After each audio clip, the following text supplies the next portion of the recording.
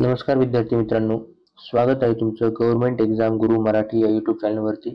तर आपण आज बघणार आहोत वनरक्षक भरती 2025 साठी महत्त्वाची वने आणि पर्यावरण या विषयाची प्रश्न उत्तरे। तर तुम्ही चॅनलवर नवीन असाल तर चॅनलला सबस्क्राईब करा आणि व्हिडिओलाही लाईक करा।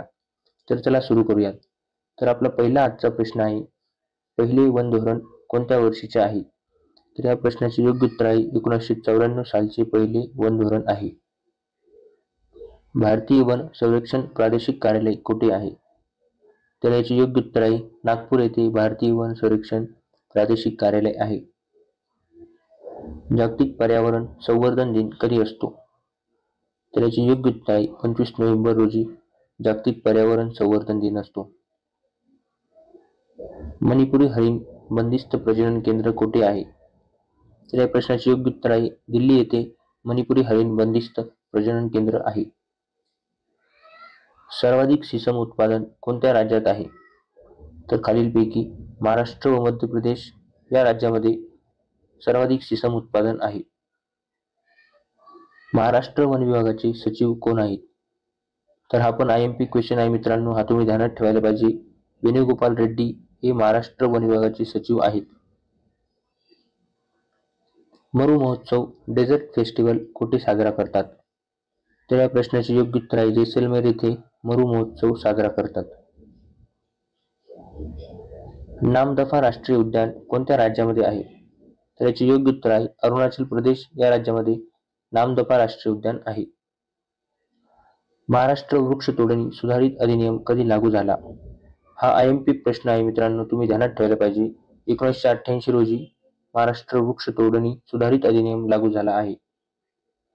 नीलगिरी वृक्षाच्या सर्वाधिक जाती कोणत्या देशात आहे? तर या प्रश्नाचे योग्य उत्तर आहे ऑस्ट्रेलिया या देशामध्ये नीलगिरी वृक्षाच्या सर्वाधिक जाती आहेत। महाराष्ट्र वन विभागाच्या प्रधान मुख्य वन संरक्षक कोण आहेत? तर याचे योग्य उत्तर आहे शोमिता बिश्वास या महाराष्ट्र वन विभागाच्या प्रधान मुख्य वन संरक्षक आहे। जागतिक पाणथळ दिन कधी असतो?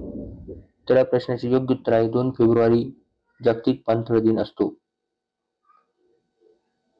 राष्ट्रीय वन्यजीव जनुकीय संसाधन बँक कुठे आहे? तर याचे योग्य उत्तर आहे हैदराबाद येथे राष्ट्रीय वन्यजीव जनुकीय संसाधन बँक आहे।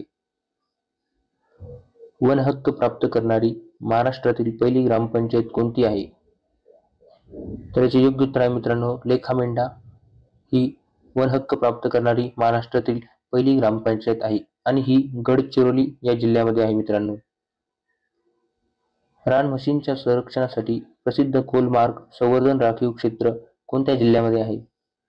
तर या प्रश्नाचे योग्य उत्तर आहे मित्रांनो गडचिरोली या जिल्ह्यामध्ये रान म्हशींच्या संरक्षणासाठी प्रसिद्ध कोलमार्ग संवर्धन राखीव क्षेत्र आहे। आदिवासी जमाती व इतर वन रहिवासी अधिनियम कोणत्या वर्षीचा आहे? हा पण IMP क्वेश्चन आहे मित्रांनो, तुम्ही ध्यानात ठेवायला पाहिजे।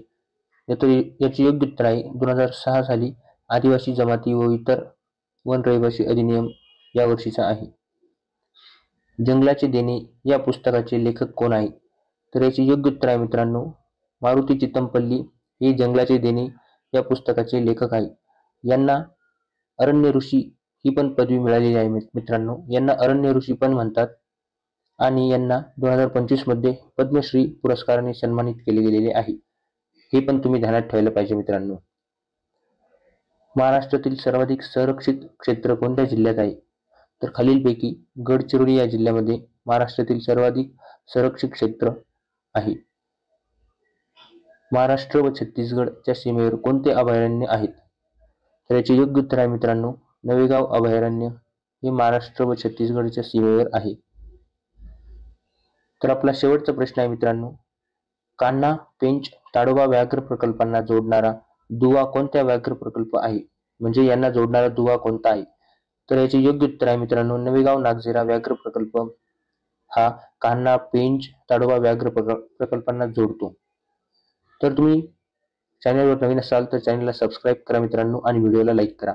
चला तर भेटूया पुढच्या व्हिडिओमध्ये।